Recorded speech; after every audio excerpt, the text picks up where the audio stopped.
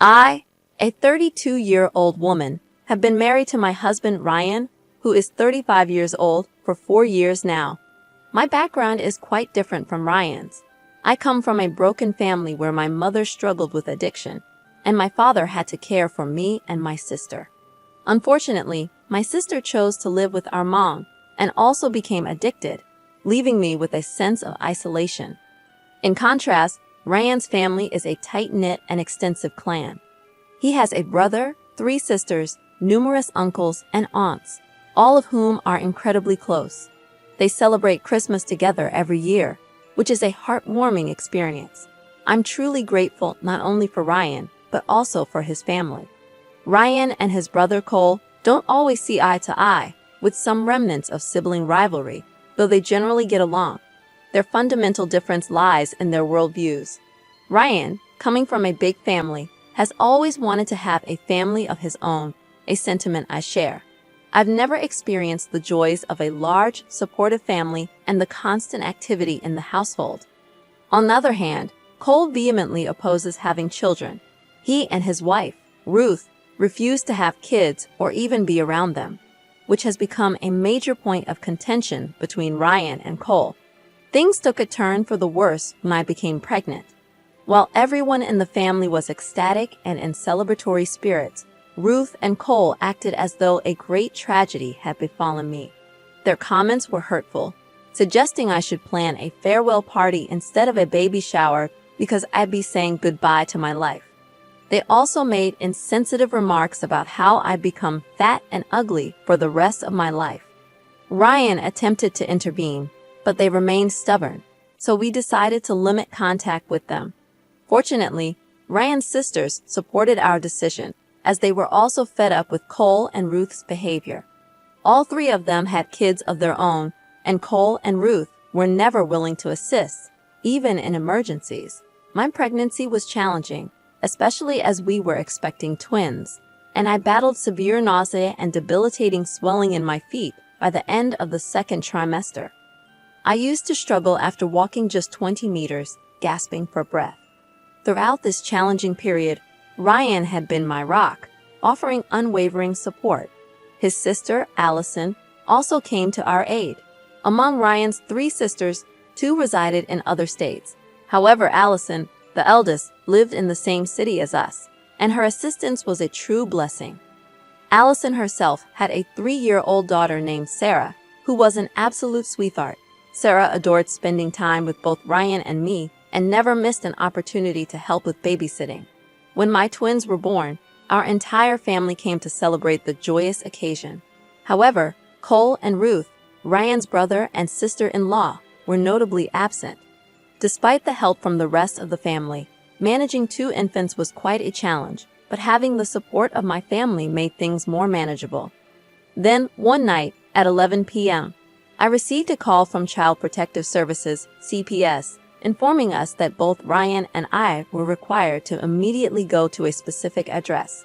I explained that I had twins and at least one parent needed to stay with them. CPS insisted that I come while leaving Ryan with the children, as they had received a report of an unattended child alone in a house a few streets away, and that house belonged to Cole. My mind raced with a million thoughts as I made my way there. Initially, I assumed it was a mistake. I even considered the possibility that one of the 2 had a secret child, but it seemed highly unlikely. Upon arriving at the house, I saw several officers present and a terrified, sobbing Sarah. She was crying so hard that it seemed her lungs might burst. Without hesitation, I rushed to her and embraced her tightly as she clung to me. Sarah's emotional state shocked me. Allison was nowhere to be found, and the CPS representatives began asking me how I knew Zara and if I was aware of her mother's whereabouts. I explained that she was my sister-in-law's daughter, and I was often the one to babysit her in case of emergencies. It left me bewildered as to why Sarah was in this situation. They requested that I call Allison, but she was not answering her phone. Additionally, they inquired with the person who had informed them about what he had witnessed. He explained that he had witnessed a tall woman with short brown hair driving up with Sarah a few hours earlier. My brother-in-law and sister-in-law, Colin and Ruth, were present in the house at that time. According to the witness, he saw them engage in a heated argument for a while, after which Allison left the house in tears.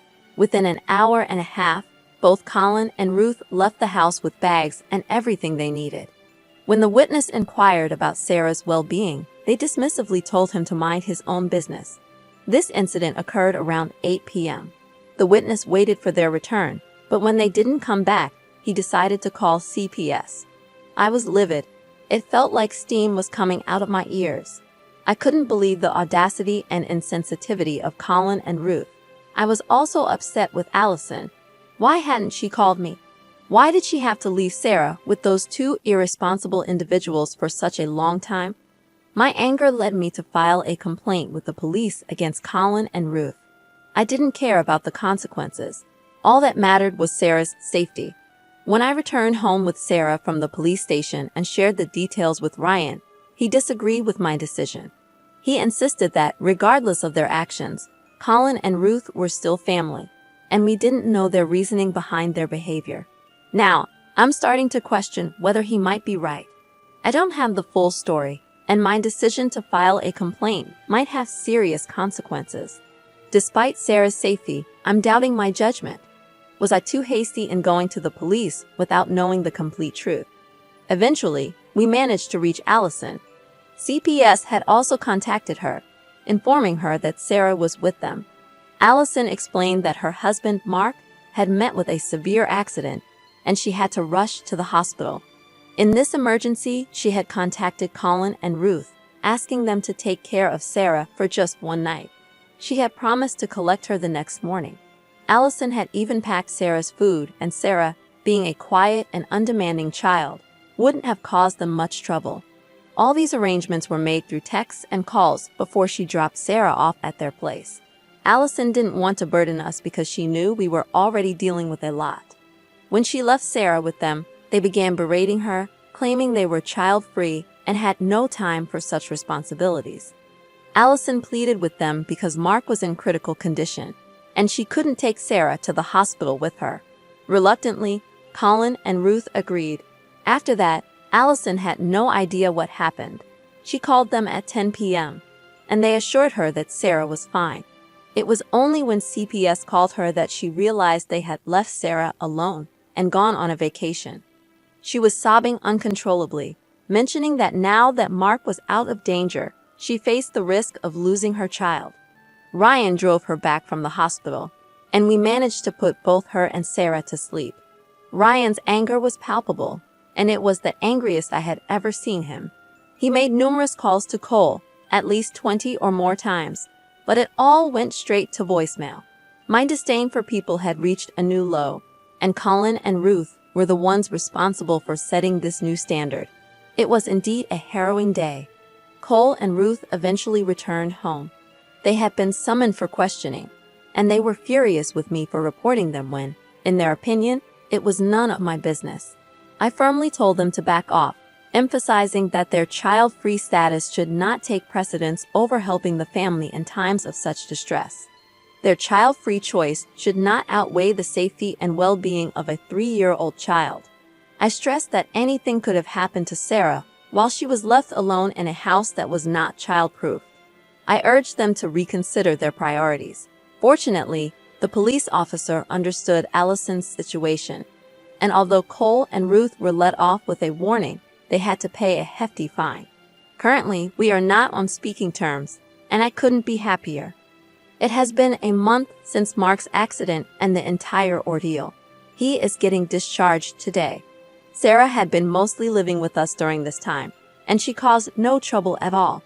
Allison is understandably exhausted, so Ryan will be going to assist her.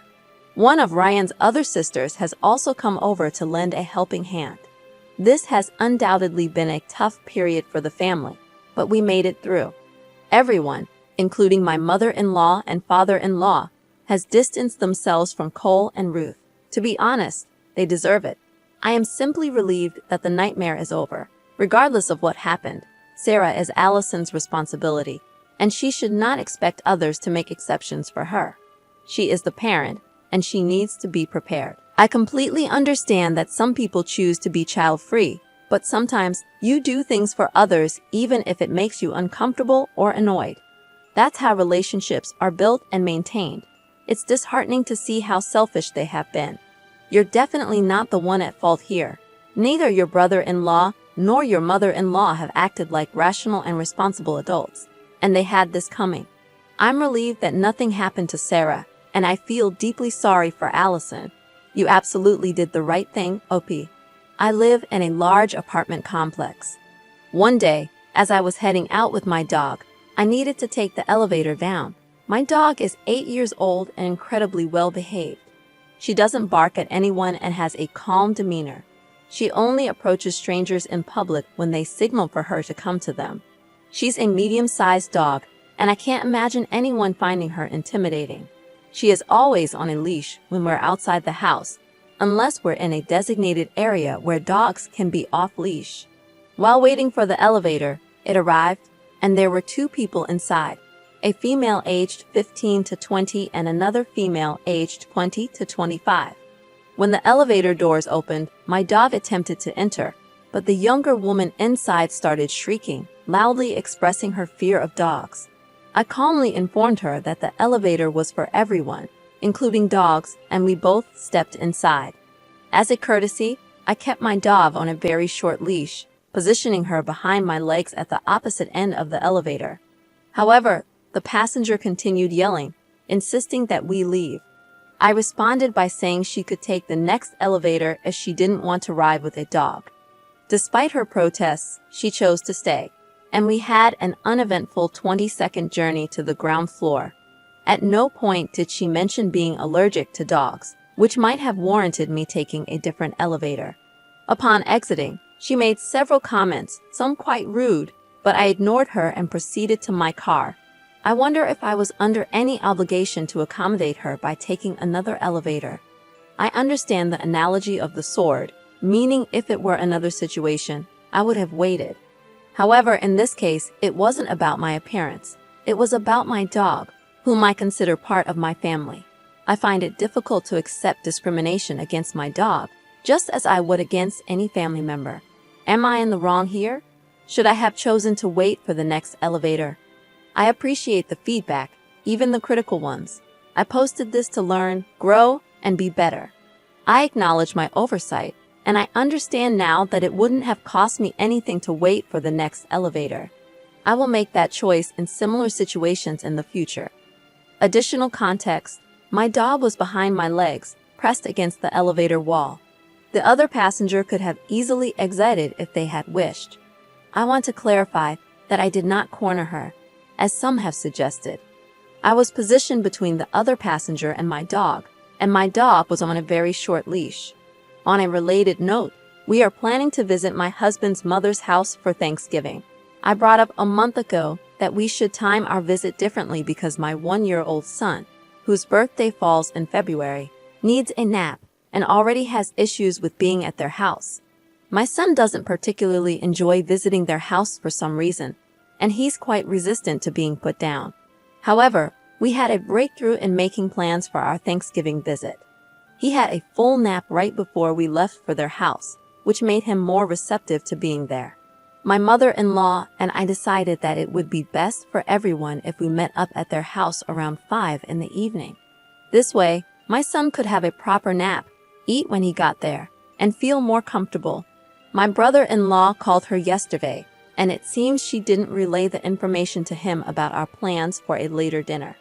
He mentioned that he was going to his girlfriend's mom's place at 6 and wanted to do dinner at noon. This caused my mother-in-law to call my husband, and she was visibly upset, even hyperventilating, apparently because my brother-in-law wanted to change the time and was asking my husband for approval. This is where our argument began. I'm a stay-at-home mom, and my husband works full-time. I firmly believe that children up to 7 years old should have their naps because it's crucial for their development. I expressed my frustration to my husband, explaining that if I had known the time was going to change, I would have adjusted our son's sleep schedule. I didn't want to go there and have an upset child who missed his nap and wouldn't eat until 4. My husband's response was that our son would have to do things he doesn't want to in life. so it shouldn't matter if he doesn't get a proper nap. I became upset because I felt like he wasn't prioritizing our child's needs over dinner plans. I understand that I could be the one in the wrong here, but I don't see how it's fair to our son to skip his nap altogether. I just didn't understand why my husband wasn't putting our child's well-being first over dinner plans. I recognize that my child doesn't revolve around our schedule. Instead, we should adapt our schedule to meet his needs. I got upset because I couldn't comprehend why my husband wasn't putting our child's well-being first over dinner plans. I understand that I might be in the wrong here, but I don't see how it's fair to our son to skip his nap altogether. I'm torn, Reddit, so please let me know if I'm being unreasonable here. I'll gladly answer any questions to provide more clarity. Update. I've decided to give up the fight and just go when they say. Everyone else's happiness seems to matter more in this situation, and I've reached a point where I no longer care. When my husband came home, he immediately called his mom and vented his frustration about the sudden change in dinner time, emphasizing how absurd it was to cater to his older brother. He passionately expressed his annoyance for nearly 2 hours, highlighting his brother-in-law's disrespectful behavior, which we've grown to despise. Oh my goodness, everyone in this post is absolutely wild. I want to express my gratitude to all of you who truly understand the challenges of children's sleep schedules and the chaos that ensues when it's disrupted. We've decided to comply with the new time, although my husband informed his mother that we might not be able to eat much, as our son is likely to be upset, given the change in his routine. Luckily, he napped an extra hour today, so hopefully that might make things a bit easier, but who knows for sure. Additionally, I am thankful that my husband stood up for us. Initially, he brushed off the significance of our son missing his nap, saying, "Who cares?" just to pacify his mother. However, after reflecting on the situation during the rest of his shift, he came to his senses. Being the youngest in the family, he often feels overshadowed by his mother's preference for his older brothers. There's an ongoing struggle between the siblings, and my husband frequently feels disregarded. Regarding our son sleeping at their house, it's simply not an option. Unlike some children who can fall asleep anywhere, our son doesn't easily settle down.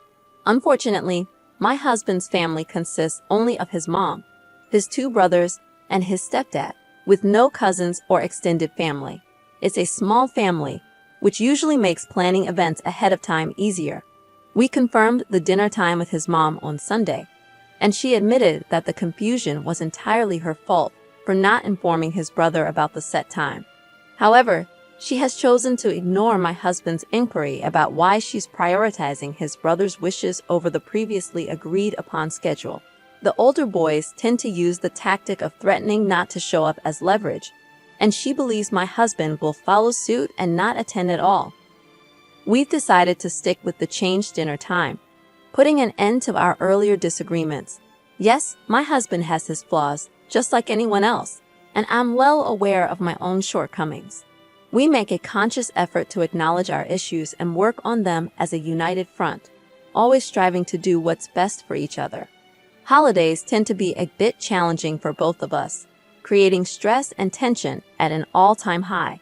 He's been in this situation before and understands it, but the way we met is quite unconventional and wild. However, we genuinely love each other deeply. My husband works 6 days a week, putting in long hours of 9 to 10 hours a day to provide for our family and pay for the house we own. While I am the primary caregiver, he is also very present in our children's lives. Following dinner, as I was on my way home, words were exchanged about his dog's behavior as it kept taking food from my son's hands. I told my brother-in-law to back off, walked into the bathroom, and just as the door latched, I overheard him talking to everyone about me, mentioning that I had told him to back off regarding his dog. Frustrated, I stepped out of the bathroom and impulsively grabbed a handful of freshly carved turkey, which I threw straight at his face. My husband had to step in to calm us down, and then went to find his mom, who was likely hiding upstairs, possibly in tears. He eventually convinced me to return inside to finish dinner. with the condition that we drive 2 hours away on Monday to get Hawaiian food. I firmly believe that a child who hasn't had a nap can make dinner a challenging experience for everyone. Your mother-in-law knew and understood this, which is why she agreed to change the dinner time. If you go and your son misbehaves, make sure your husband and brother-in-law step up and deal with it. What are your thoughts on today's stories? Feel free to share your opinions in the comments below. Don't forget to leave a like and subscribe, as it greatly supports the channel. We look forward to seeing you in the next one.